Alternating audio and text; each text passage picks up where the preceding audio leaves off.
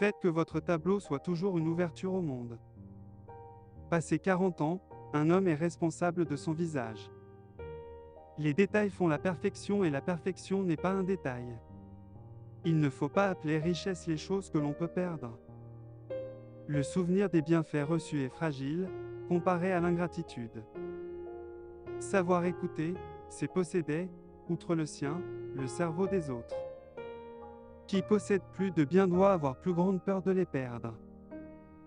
Le plus noble des plaisirs n'est autre que la joie de la compréhension. Louer ou censurer ce que tu ne comprends pas peut causer préjudice. Le mal est notre ennemi, mais ne serait-il pas pire qu'il fût notre ami? Nul conseil n'est plus loyal que celui qui se donne sur un navire en péril.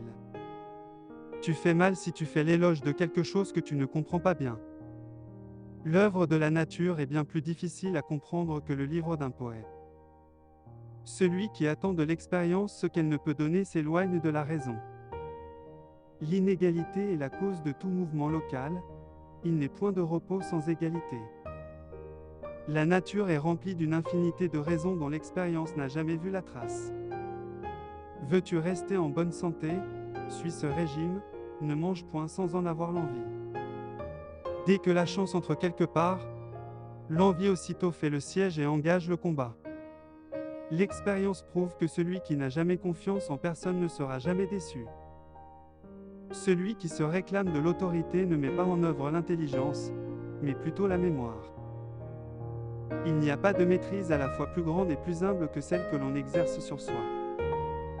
Savoir n'est pas suffisant, nous devons appliquer, être prêt n'est pas assez, nous devons agir.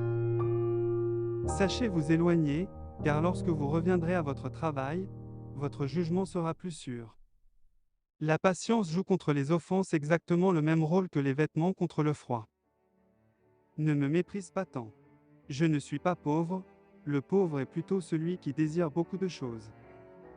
Dans la nature, tout a toujours une raison, si tu comprends cette raison, tu n'as plus besoin de l'expérience. La science de la peinture est tellement divine qu'elle transforme l'esprit du peintre en une espèce d'esprit de Dieu. Comme une journée bien remplie nous donne un bon sommeil, une vie bien vécue nous mène à une mort paisible.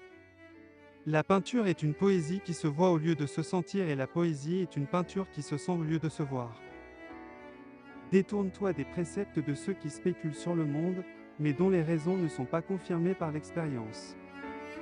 C'est à tort que les hommes se plaignent de la fuite du temps, en l'accusant d'être trop rapide, sans voir qu'il s'écoule à la bonne vitesse. De même que tout royaume divisé est bientôt défait, toute intelligence qui se divise en plusieurs études différentes s'embrouille et s'affaiblit. Le fer se rouille, faute de s'en servir, l'eau stagnante perd de sa pureté et se glace par le froid, de même, l'inaction sape la vigueur de l'esprit. Deux faiblesses qui s'appuient l'une à l'autre créent une force, voilà pourquoi la moitié du monde, en s'appuyant contre l'autre moitié, se raffermit. L'homme ne trouvera jamais une invention plus belle, plus simple ou plus directe que la nature, car dans ses inventions rien ne manque et rien n'est excessif. Il a été porté à mon attention que les gens d'accomplissement s'assoient rarement sur leur laurier en laissant les choses leur arriver, ils sortent et font arriver les choses. L'expérience ne trompe jamais, c'est votre jugement seul qui s'égare en se promettant des résultats qui ne découlent pas directement de votre expérimentation. Aux ambitieux qui ne se contentent pas du bénéfice de la vie ni de la beauté du monde, il est imposé pour châtiment qu'ils ne comprennent pas la vie et restent insensibles à l'utilité et à la beauté de l'univers. Éloignez-vous de temps en temps, détendez-vous un peu et votre jugement sera plus sûr quand vous retournerez à votre travail, car un travail ininterrompu finira par altérer votre jugement. Prenez suffisamment de recul et votre travail vous apparaîtra plus petit, et vous pourrez plus facilement l'embrasser d'un seul regard et voir si l'harmonie ou les proportions de l'ensemble laissent à désirer.